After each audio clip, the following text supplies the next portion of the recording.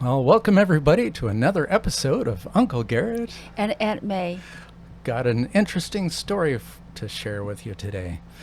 So, I was recently in a grocery store and I was a little disturbed by this, and I wish at the time I had the wit to say something, but I didn't know what to say, and I wish I did. What's the story? Yeah, so it started with I saw this little boy just running wild with copious amount of energy, and he's yelling and just burning off a lot of steam and having actually a pretty good time. But That's all the boys do. yeah, as boys tend to do. But his mother was not so pleased, Oh. as you might Okay, guess, okay. right? So she finally caught up to him and took off her sandal and beat that boy's butt. Oh, and let me tell you, the blows she was landing on that boy were not light. Oh, wow. I don't know if the best way to teach boys. I have observed that the boys that being punished physically could get worse and worse, and and then push them to hang out with the bad kids. You know, the physical punishments just have a limit, right? That's how much you can do, and if they don't care about that, then you're really stuck. Yeah, and I'm an admirer of peaceful parenting. I've seen some outstanding results from peaceful parenting. Even though I haven't had the parenting experience myself, I've seen great kids come from that.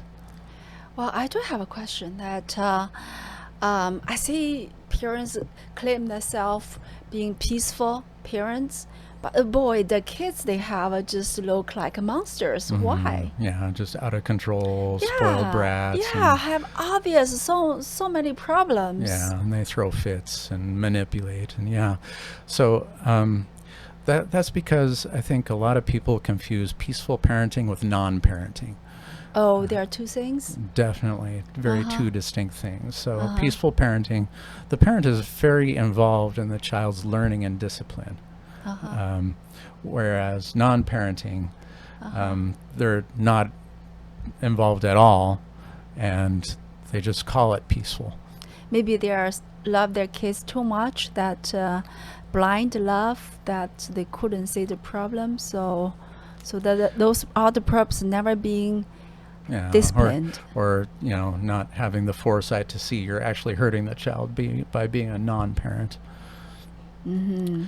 Yeah, so let me tell you what I wish I would have said if I had my wits about me at the time. So Okay. I'll play myself if you could play the roles of the boy and the mother. Sure. Dual roles. It should Sure. be obvious which is which. Okay, let's find Okay. out. All right. So I'll walk up and I'll say, "Excuse me, ma'am. Do you mind if I have a friendly talk with your boy? I think I can help some with the problem of running wild in the grocery store." Excuse me, sir. We have to go back. We have to catch up appointment. Oh, that's okay. This will take just a very short time, and if I take too long, you can stop me. Okay? Thanks. So then I kneel down to the boy's level and say, "Hey, little man, what's your name?" George.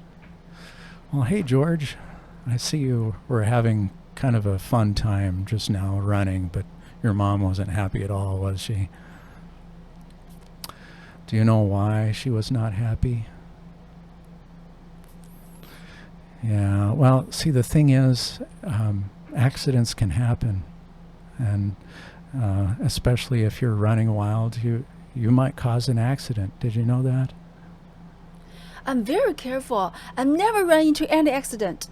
"Well, here's the thing, what if you're running around and you turn a corner and you don't see a cart and bam, you run straight into the cart and you plant your teeth in there, and now you're bleeding all over, your teeth are missing, and then your mom has to take you to the ER, and you have to get stitches, and then your mouth is all kind of twisted for the rest of your life like this, and you can't really talk well, and no girl ever wants to kiss you because you're kind of ugly because your mouth is messed up like this. That'd be pretty terrible, wouldn't it? Yeah, well, and it could get even worse. What if you ran into an old lady and you caused her to fall down and break her hip? That could be a real disaster because then your mom has to pay her doctor's bills, and they're really high because it takes expensive surgeries to fix. And then you have to, live really poor for the rest of your life because your mom has to pay those doctor's bills, and the lady doesn't really get better because she's old, and then she has to go in a wheelchair for the rest of her life. That'd be pretty terrible, wouldn't it? I'm always be very careful. Yeah, I won't do that. I know, but I know you think so, but let me let you in on a little secret. This is a secret between boys, okay? There are actually two kinds of boys. You know what they are? Boys who have had accidents and boys who will have accidents. I was like you one time. I'd never had a bad accident. And then one day, bam, it happened. I had a pretty bad accident. And I became the first type of boy who's had a bad accident.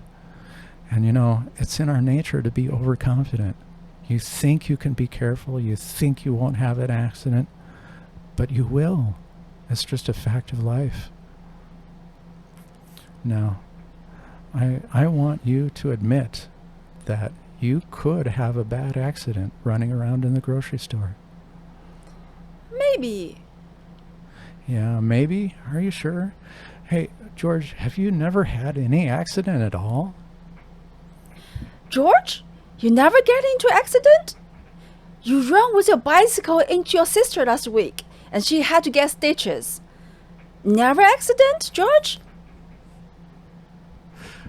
George, I think it's time for you to admit that you could cause a bad accident in the grocery store running around.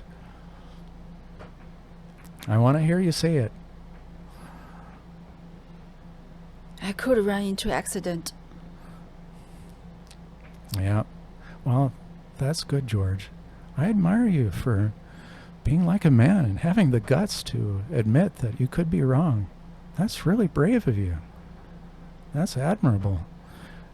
And you know what, George? It takes self-control to prevent yourself from running around and yelling like a wild boy. Did you know that only silly little boys have no self-control? And real grown men have lots of self-control. Do you think you are ready to start becoming a real man and start growing self-control? Of course. I'm just getting a little bit excited sometimes. Yeah, I know. I was a boy like you once, and I totally understand. And so here's what I want you to do. And you can try this. I think it'll work really well for you. I want you to imagine yourself as a big boy. Someone real tall, taller than your mother even. And you're not just tall, but you are strong and reliable and have lots of self-control. And you're sitting there and you're helping you're not sitting there, sorry. You're walking beside your mom in the store and you're helping her. And she is so happy with you. She's so proud of you. She admires you for being such a great boy. Does that sound like a good thing? Can you picture that in your mind? Oh, yes. Yeah, good. Yeah, congratulations, George. You are on the road now to becoming a great man. Congratulations. So, here's the thing. I saw you got a spanking. That's not any fun, is it? You don't want spankings, do you? Of course not. Yeah, I totally understand that. So here's what you can do. You can not have spankings from running in the grocery store anymore. What you can do is make a deal with your mom. You can tell your mom, I promise not to run and yell in the grocery store ever again. And if I forget, and that might happen, you might forget. But if I forget, all Mom has to do is remind me. And then right away you come right back to her side and you stop running and yelling. And so here's the good part. You can insist and ask your mom to never spank you for running in the grocery store ever again, as long as all she has to do is remind you if you forget. And as long as you come right back to her side and stop running and yelling, there'll be no spanking. Does that sound like a good deal? I'll give it a shot.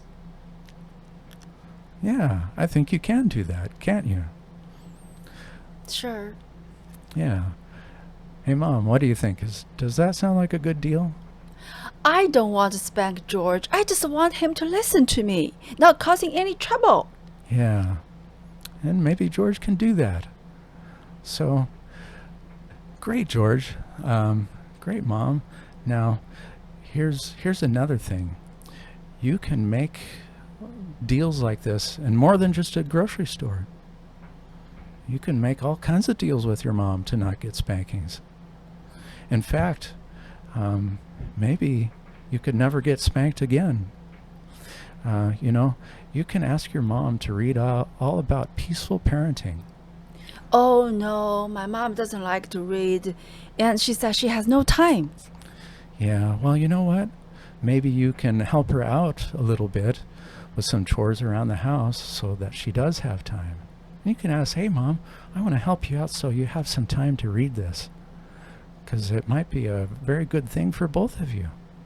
There's a book called Peaceful Parenting by Stefan Molyneux, and maybe if you help your mom, she'll have time to read that. And that might be really good for you, because it might mean no spankings ever again. Well, I don't know if my mom would like to buy that book, but if you can give me the website, maybe I can look it up. Uh-huh. Well, you can find it on freedomain.com. Okay, I will check it out. Okay, great. Okay, sir, we have to run our chores. Thank you. All right. So then I continue to get my own groceries.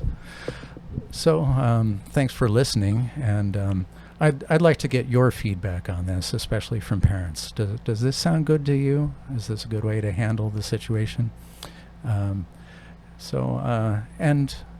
as always, like, share, and subscribe. Share it with family members you think might enjoy our little story here. And we really appreciate you for hanging on this far and listening. I hope it was entertaining. So until next time, this is Uncle Garrett. And this is Anime. Thank you for watching. Thank you. Goodbye. Bye-bye.